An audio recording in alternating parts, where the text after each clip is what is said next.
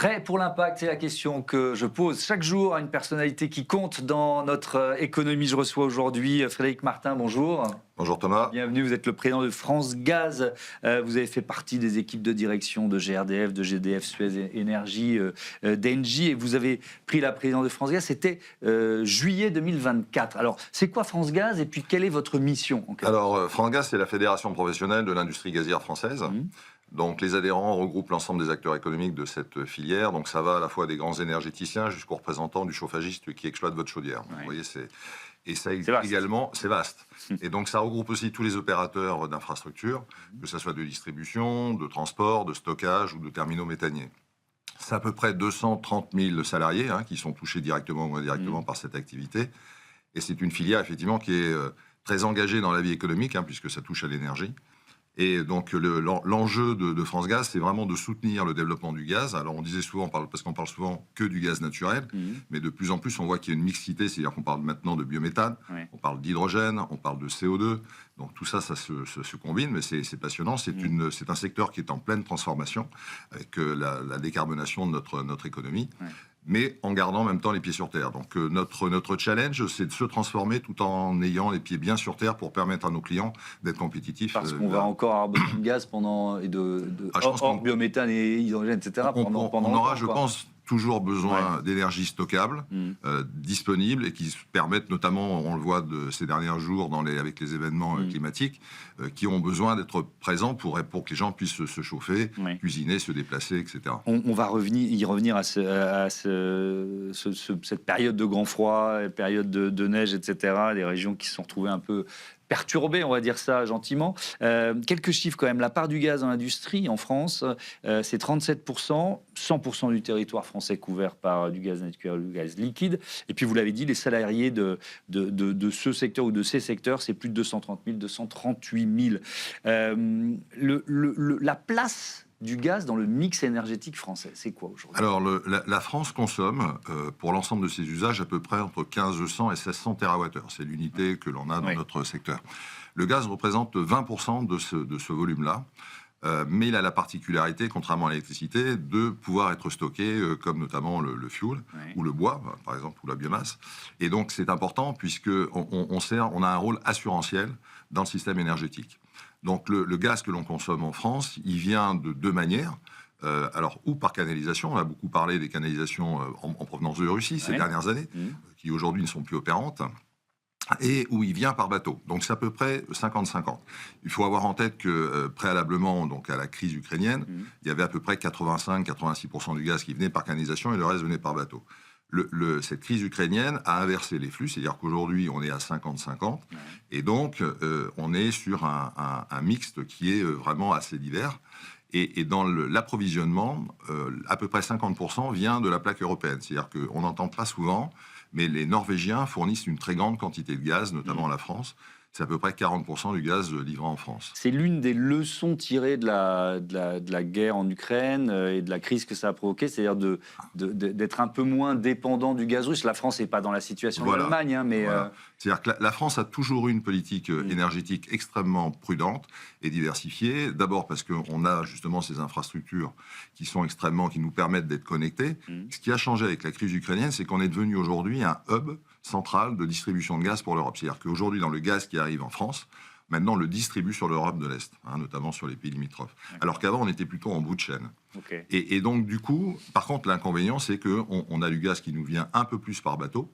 Et donc, on parlera de prix certainement tout à l'heure, ça a eu un effet de hausse du prix, puisque le prix, quand on transporte par bateau, est légèrement plus cher que quand on y vient par canalisation. Alors, vous avez parlé de cet épisode de grand froid, de chute de neige. Quel rôle le secteur gazier joue dans une période comme celle-là? Le lundi de rentrée, l'ensemble du pays a tiré 125 gigawatts de puissance sur les réseaux gaz. Pour donner un ordre d'idée de la puissance, c'est dans le même temps, l'ensemble du secteur électrique a fourni 90 gigawatts, c'est-à-dire 40% de plus que l'ensemble du secteur électrique. parce que justement la puissance est absolument phénoménale. D'où l'intérêt d'avoir des stockages. Et on a la chance en France d'avoir des stockages qui ont délivré ce même jour 70% de cette puissance. Donc on a pas vidé, mais enfin en tout cas on a tapé dans les stocks. C'est exactement, ça sert à ça. Ouais. C'est-à-dire que pour éviter les effets de pointe et répondre à ces besoins extrêmement fluctuants, ces stockages français permettent de répondre à ces crises climatiques. Ça veut dire que sans ces stockages, qu'est-ce qui se serait passé? Ah, on serait dans le noir.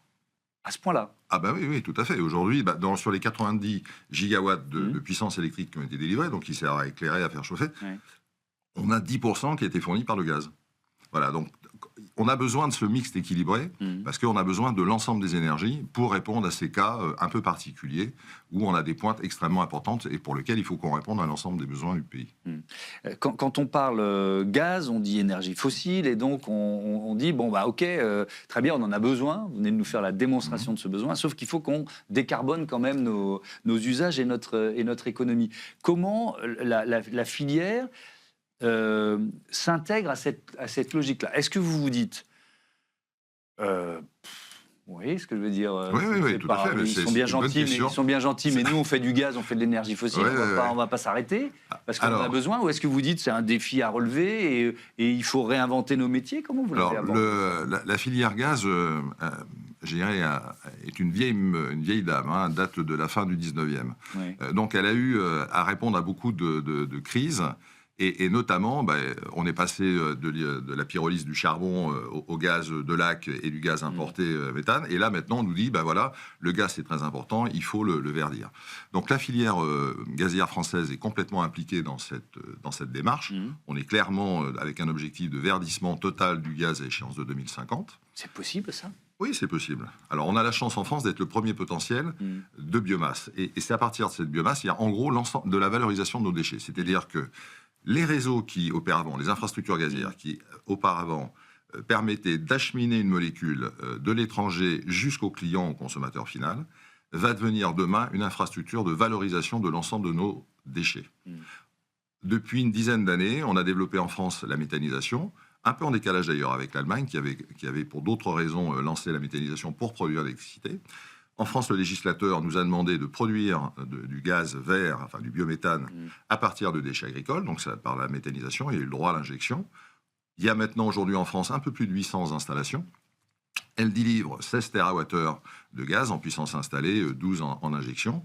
On en raccorde, c'est quand même assez significatif, par an de l'ordre de 150, et on est en pleine accélération. Dans le cadre de la SNBC et de la PPE, dont on parle beaucoup, dont on a parlé beaucoup l'été dernier, donc SNBC, on rappelle ce que ça veut dire. Stratégie nationale de bas carbone. D'accord. L'idée, c'est justement de faire progressivement basculer la production qui était importée vers une production locale française. Et donc ça, c'est important, puisqu'on a une autoroute devant nous de création de valeur. La filière a créé 7000 emplois en moins de 10 ans, justement dans les territoires, pour permettre de valoriser ces déchets. Je vais vous citer, la filière gazière française est mobilisée vers l'objectif de 2030. Elle se transforme, elle s'adapte. Nous deviendrons le vecteur le plus rapide pour décarboner notre économie. Le plus rapide, pourquoi ? Parce qu'on a la particularité d'être... les territoires sont extrêmement dynamiques. Moi, j'ai commencé, je suis arrivé à l'époque dans les infrastructures gaz à GRDF en 2018, et tout le monde me disait, bon, vous êtes gentil avec vos méthaniseurs, c'est des petites installations, etc. Mais quand vous en raccordez 150, c'est-à-dire que quand c'est partout dans le territoire, que les gens se mobilisent, qui ont des projets, aujourd'hui on a 1000 projets en pipe, c'est absolument phénoménal. Donc, c'est-à-dire de méthanisation et d'autres projets, on pourra parler d'autres technologies, puisque c'est important, on va pouvoir valoriser tous les déchets, et ça c'est un point important. Vous n'avez pas d'effet de seuil, c'est-à-dire que toutes les semaines, vous venez décarboner une partie, puisque dès que vous mettez en place un méthaniseur, vous décarbonez automatiquement, vous réduisez le gaz importé. Donc on était à 50% européen, tout l'enjeu est de devenir de maintenant 100% français. Et donc on a une capacité aujourd'hui de 3 TWh par an de décarbonation, et on nous demande d'ici 2030 de doubler la mise, c'est-à-dire de faire 6 TWh par an. Et aujourd'hui, ça sera le vecteur le plus rapide pour décarboner. D'accord. Et l'autre avantage, c'est que les clients n'auront pas besoin de changer leur process. Alors, c'était la question que j'allais vous poser. La réponse elle est assez simple, je crois, mais les infrastructures, il n'y a pas besoin d'y toucher. Absolument pas. On les fait simplement fonctionner dans le sens inverse. C'est-à-dire qu'avant, le gaz arrivait de l'étranger et on descendait jusqu'au client. Là, on part du territoire et on réexporte le gaz partout sur le territoire français, voire sur le marché européen.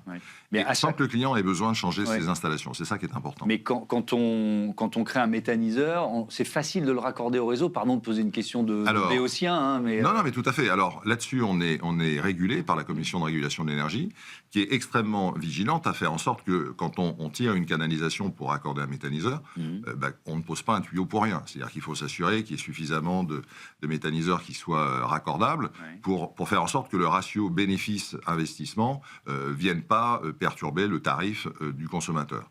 Donc il y a eu des règles qui ont été instituées dans le cadre du droit à l'injection, et avec les équipes de la CRE notamment, et l'ensemble des collectivités locales, on a développé ce qu'on appelle des plans de zonage, de plans de déploiement, et on va pouvoir capter à peu près 90% de la ressource à moins de 10 km d'un réseau gaz, ce qui est absolument phénoménal.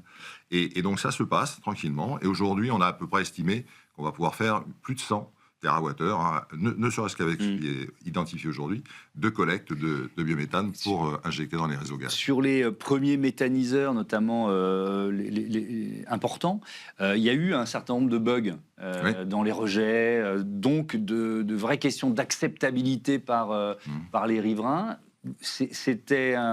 C'était des plâtres à essuyer, ou alors ça peut encore exister? Non, c'était des plâtres à essuyer qui sont compréhensibles pour plusieurs raisons. D'abord, la première raison, que c'était totalement nouveau dans le paysage français. Je me souviens, il y a assez longtemps, quand on a commencé à mettre des silos à grains, je me souviens qu'il y a eu pas mal de cas de problèmes. Mais ensuite, tout ça s'est normalisé quand les gens sont aperçus qu'il y avait en place la réglementation, un certain nombre de sécurités, et ne serait-ce qu'apprendre à les mettre en place. La deuxième raison essentielle, c'est qu'on a commencé au départ, il n'y avait que les Allemands qui avaient démarré. Et les Allemands avaient démarré sur un modèle qui était monoculture pour faire de l'électricité. Donc on ne pouvait pas copier exactement le modèle allemand? Non, mais la technicité à l'origine était vraiment un peu celle qui venait d'Allemagne. Comme le législateur français a été extrêmement attentif à faire en sorte de ne pas perturber la politique agricole, c'est-à-dire en gros ne pas changer les cultures dédiées à l'alimentation notamment. Il a demandé aux industriels français de dire « vous allez faire du gaz vert, mais avec les intrants que vous trouverez ». Donc on a dû adapter toute la chaîne industrielle à la nature des intrants qu'on avait. Et donc, on a développé un certain nombre de techniques qui ont permis de réduire ces aléas, j'allais dire. Et aujourd'hui, on est sur une technologie complètement mature. Il reste le débat de la taille, qui est souvent un débat qu'on entend, mais là-dessus, on est, nous, extrêmement attentifs. C'est pas ni au plan national qu'on a déterminé, c'est en local, au niveau, j'allais dire, du tissu local, entre le porteur de projet, les riverains, la collectivité locale, qui doit déterminer la bonne taille de l'installation. Parce qu'il y a de la place pour tout le monde, pour la méthanisation à la ferme, comme des méthanisations un peu plus industrielles. Alors, on n'a pas de budget pour encore combien de temps? Quelques jours, quelques semaines, qui sait, on verra bien. Mais lors de l'examen du projet de finances pour 2026, il y a... Quand l'examen s'est fait au Sénat, la majorité de droite et du centre, elle a adopté, alors c'est plus d'actualité, hein, puisque le budget n'a pas été voté, mais un amendement pour baisser la taxation de l'électricité en rehaussant celle du gaz. J'imagine que vous avez dû bondir. C'est surtout nos clients qui ont bondi, qu'ils soient ménages ou industriels. On a la particularité, quand on parlait du gaz qui venait notamment par bateau, c'est un gaz qui coûte plus cher, et aujourd'hui les industriels ont j'allais dire, à supporter un écart avec leurs concurrents qui est de l'ordre du double par rapport à ce qui se passe sur la plaque américaine. Donc ils ont déjà un écart de coût du double. Bon. Quand le gaz arrive en Europe, ensuite on subit la fiscalité du pays. Bon, il s'avère qu'en France, pour des raisons historiques et politiques, on a une des fiscalités gaz les plus importantes d'Europe. Toutes les associations, notamment industrielles, ont constaté qu'aujourd'hui, on est en train de creuser, avec la fiscalité sur le gaz, un écart important par rapport à nos concurrents européens. Donc c'est un vrai problème. C'est-à-dire qu'on a un tissu économique qui est aujourd'hui en grande difficulté qu'il faut soutenir, et on est en train d'alourdir de manière très importante ceux qui servent à l'outil de production pour une baisse plutôt sur j'allais dire les particuliers, qui est assez réduite. Parce qu'en gros, on gagnait 35 40 euros, je crois, si on n'était pas chauffé à l'électricité, 70 si on était chauffé. Donc, on faisait payer quasiment 30 000 euros à une entreprise pour gagner dans un ménage quasiment 60 euros. Qui était faible pour un ménage. Voilà, donc ça, c'était la première raison. Oui. Ça augmentait quasiment de 40 à 50% le coût de la molécule par rapport aux pays, la Belgique, l'Espagne, l'Italie, etc. Donc c'est quelque chose de très important. Deuxième raison, c'est que on augmentait aussi la facture des clients et des ménages sur la partie gaz, alors qu'ils ont déjà une très grande difficulté, j'allais dire, en termes de précarité. Le médiateur de l'énergie a indiqué qu'en 2024, la précarité, notamment sur l'énergie, avait augmenté de 20%. Donc, quand vous avez déjà quelqu'un qui a déjà des difficultés à payer ses factures, qui baisse son thermostat pour la réduire au minimum, quand vous lui dites « on va augmenter vos charges », vous le condamnez à la précarité. J'entends complètement cet argument, mais si on veut décarboner, il y a un moment où il faut quand même agir sur le levier prix. Et c'est pour ça qu'on dit qu'il y a une autre manière de décarboner, qui est plutôt de mettre l'accent sur le verdissement des molécules, soit par du biométhane, soit par de l'hydrogène, et qu'on ferait mieux de mettre tous nos efforts là-dessus, puisqu'on a l'avantage de ne pas avoir à changer les process industriels, et on permet de créer de la valeur dans les territoires. C'est tout le débat qu'on a actuellement, et ce que l'on prône, et que l'on défendra d'ailleurs dans le cadre de cette année qui va... Oui, parce que le budget, il va bien falloir en voter. Il va bien falloir le voter. Donc vous êtes encore au travail pour essayer de faire valoir vos arguments. Alors il y a une tradition dans ce grand entretien, l'invité pose une question à celui ou celle de la semaine suivante, et à votre place, il y a quelques semaines, c'était Franck Roubanovic, président du CLE. C'est l'organisation qui regroupe les grands consommateurs industriels et tertiaires de gaz et d'électricité. On l'écoute. Bonjour Frédéric, c'est Franck. J'avais une question à te poser. Est-ce que on est tous convaincus que le biométhane est quelque chose d'important pour se substituer progressivement au gaz fossile ? Mais la trajectoire de développement du biométhane et des certificats de production de biométhane est extrêmement ambitieuse. Elle est tellement ambitieuse que les fournisseurs vont nous facturer à la pénalité, c'est-à-dire au prix le plus élevé possible. Est-ce que tu ne penses pas qu'il faudrait revoir un peu l'ambition pour être à la hauteur de ce que la filière sait faire ?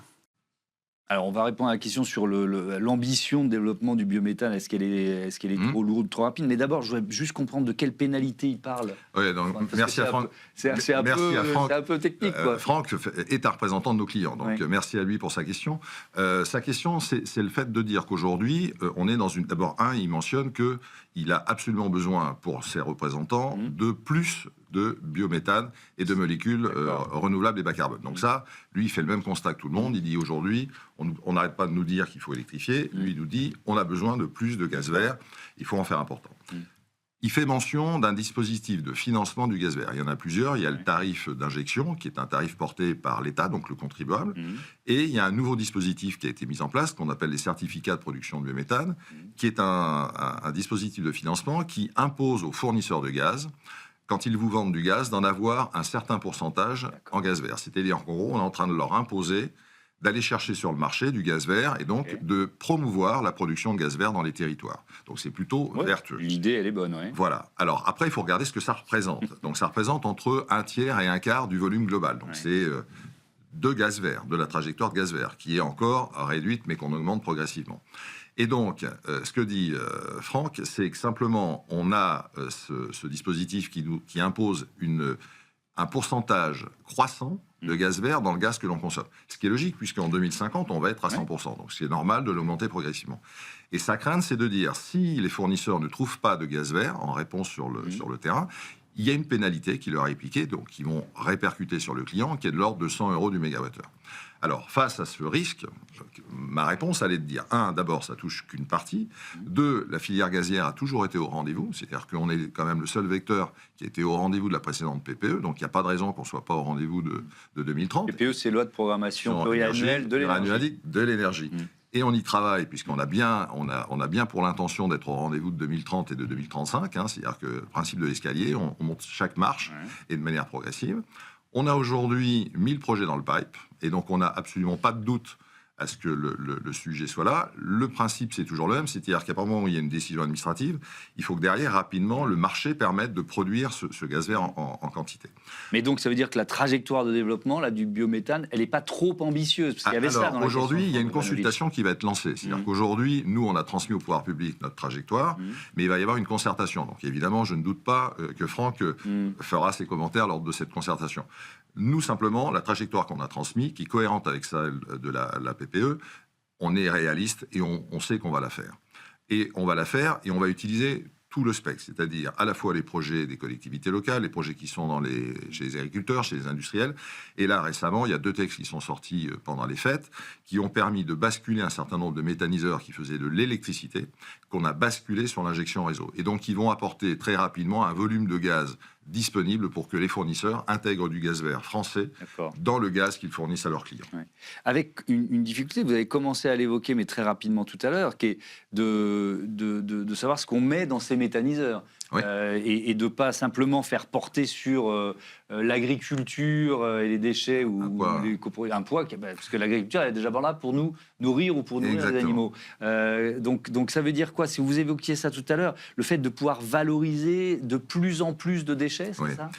Aujourd'hui, le législateur dit la chose suivante. Vous ne mettez dans les méthaniseurs que des déchets agricoles et au pire, jusqu'à 15% ce qu'on appelle de culture principale, notamment dédiée à l'alimentation. Dans la réalité, on est plutôt à 6-7%. Donc, et en plus, il a durci, le législateur, que ce taux s'applique année par année pour éviter les effets de cumul, parce qu'avant, c'était sur 3 ans. Donc ça, ce sont des déchets biologiques dégradables classiques de l'agriculture, ou les biodéchets, par exemple, qu'on collecte dans les grandes métropoles. Oui. Le groupe Paprec, par exemple, là, est en train de monter un méthaniseur à proximité de Paris, où il va valoriser par du biogaz l'ensemble des biodéchets collectés dans la métropole. Mais on a d'autres déchets qui ne sont pas dégradables sur le plan biologique. Je prends par exemple du chanvre, c'est ligneux.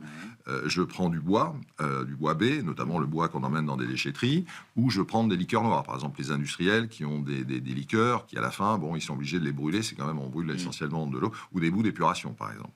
Et là, le secteur travaille sur d'autres technologies, ce qu'on appelle la pyrogasification ou la gasification hydrothermale. Donc, c'est 2 dispositifs qui permettent de vaporiser cette matière et ensuite, donc sans cheminée, ce qui est quand même un point important, et ça permet ensuite de reconstituer des gaz renouvelables et bas carbone comme du biométhane, de l'hydrogène et de concentrer sans cheminée du CO2 biogénique. Et pourquoi je parle de ce CO2 biogénique? Parce que c'est la base de ce que l'on servira demain pour l'ICAD, c'est-à-dire le carburant d'aviation durable. Donc, c'est un monde qui s'ouvre pour les gaziers, où on a vraiment on a ces 2 pieds, le pied qui est celui aujourd'hui de la molécule que l'on apporte, qui a apporté toute sa valeur de confort, qu'elle soit stockable avec des infrastructures qui sont en plus très résilientes sur le plan climatique, et cette transformation qui est de rapatrier progressivement ces molécules sur le territoire français. Avec quand même, parce que là vous parlez du carburant d'aviation durable, là aussi la demande potentielle elle est gigantesque, elle est même presque vertigineuse si on veut que le secteur de l'aviation se décarbone. Le problème c'est que ce carburant il coûte beaucoup plus cher que le kérosène utilisé aujourd'hui. Voilà, mais comme en France on a plutôt tendance à voir les problèmes avant qu'ils n'arrivent, nous on est très pragmatique, c'est-à-dire que comme le verdissement de notre filière, on le fait de manière progressive, on respecte évidemment les objectifs fixés par le politique. Et ce qui est important, c'est qu'on se projette bien dans la cible finale. C'est-à-dire que la cible finale, on voit bien qu'on va avoir besoin de carburant de moins en moins polluant. Et on voit que l'ensemble des secteurs de l'économie sont en train de se décarboner progressivement. Pour 2 exemples, donc en aviation, effectivement, on a des carburants d'aviation durable qui sont en train de se développer de manière progressive. C'est très lent, mais ça progresse. Nous, ce qu'on voit, c'est qu'on a un rôle à jouer dans ces carburants par la captation de ce CO2 biogénique, soit issu des méthaniseurs, soit issu des dispositifs dont je parlais, nouvelles technologies de valorisation de nos déchets. On a un autre secteur qui est important, qui est en train de se décarboner, c'est le secteur du maritime, qui est en train de progressivement de passer du fioul lourd au GNL. Donc là aussi, nos infrastructures portuaires vont devenir des points importants de décarbonation de ce secteur-là. Et c'est pour ça que l'ensemble de la chaîne est extrêmement mobilisé, puisque à tous les échelons, on voit qu'on a des choses à faire. Donc c'est un point important. Et surtout, on ramène de la valeur dans les territoires. On a mené une enquête, c'est en début d'année dernière, pour voir un peu ce que ramenait à l'économie française, cette nouvelle économie. C'est 85% de valeur ajoutée ramenée dans le territoire français, avec plusieurs avantages. Un, elle est extrêmement diffuse sur le territoire, donc elle n'est pas concentrée. Ça, c'est un point important. Et les élus locaux, ils sont très sensibles. Le deuxième, ça n'a pas de dépendance technologique. C'est que du matériel essentiellement français. Et cette filière-là exporte aujourd'hui de plus en plus parce qu'elle est devenue une filière référente.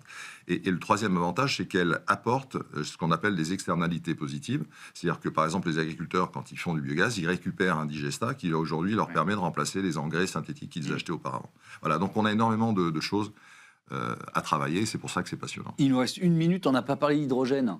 Alors l'hydrogène fait partie de ces molécules, au même titre que les biocarburants liquides, parce qu'on a aussi France Gaz Liquide qui fait partie de nos adhérents, parce que dans le monde rural, on n'a pas ces infrastructures de distribution, et donc ces opérateurs distribuent aussi du biocarburant. Donc on est passé d'une molécule qui était le méthane, le butane, le propane, le fuel, à ces molécules nouvelles qui sont le biométhane, le biopropane, l'hydrogène et le CO2, et c'est l'ensemble de ces combinaisons qui fera qu'on aura un système énergétique plus vertueux dans les prochaines décennies. Merci beaucoup Frédéric Martin et merci Thomas. Et à bientôt sur Be Smart for Change. C'est l'heure de notre rubrique Startup tout de suite.